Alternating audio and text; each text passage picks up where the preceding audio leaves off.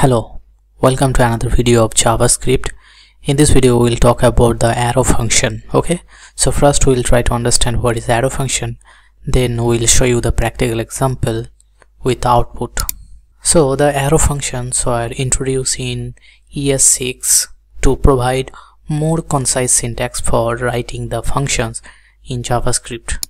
They offer a shorthand way of defining the function, especially when the function body is simple and consists of a single statement.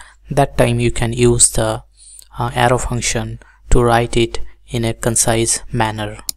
As you can see in this example that we are specifying here, we are specifying as a type as a constant, okay, and then we have to specify the name of that particular function that I want to specify, and then inside this two bracket, if there is any parameter, then you have to pass this parameter like a comma b c d like this, and then you have to use this particular notation equal to and less than, and then you have to specify the second bracket and you have to keep the semicolon.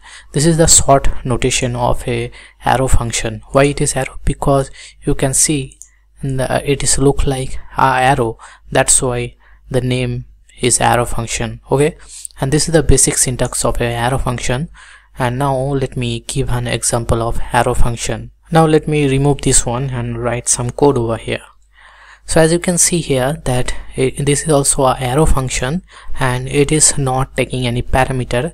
That means it's not having any argument in this function. It's an empty arrow function, and it is assigning an anonymous arrow function to the constant that is the my function here. And as you can see that it is printing the console.log and hello from my function, and if you want to call it, then you have to use this way, and if you'll save it, you'll be able to see the output that hello from my function. Okay, as you can see that this is the output hello from my function. So you may ask that what is the difference between the traditional function expression and arrow function. So let me compare it in this case.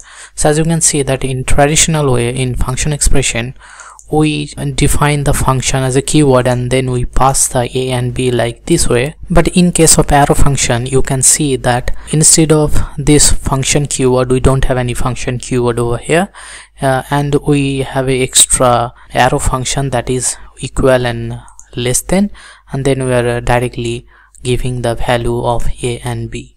Okay, like this way we can use the arrow function. So this is the difference between the traditional way and the arrow function. It is giving the error because it is having the same name, that's why it is giving error. So if we'll change it to add one, then you can see that there is no error. So from this two different code, you can easily understand that this one is the more concise way to write the code.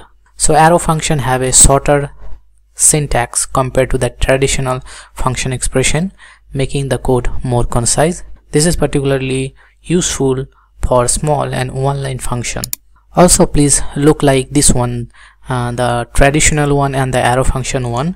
Here let me change the function name to square one, and this one, this arrow function allow you to implicit return, and this arrow function with implicit return. So what do you mean by the implicit return? If an arrow function consists of a single expression, the return statement is implicit. This means you can omit the second bracket and it will return directly. If you have still confusion regarding the arrow function, how we can get the return value, then let me show. As you can see here that we have a arrow function this way, and it is taking the variable value a and b, and if you want to return and console the value, then you have to use this particular variable, and you can send the value like this way in the traditional way, and you will get the output. So if you'll see the output, let me show that one. So if you refresh this page, you can get the output like 10. So this way you can use the arrow function.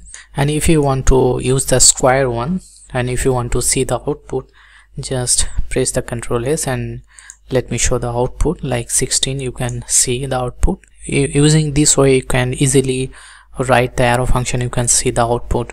So thanks for watching this video. See you in the another one. Till then, take care. Bye bye.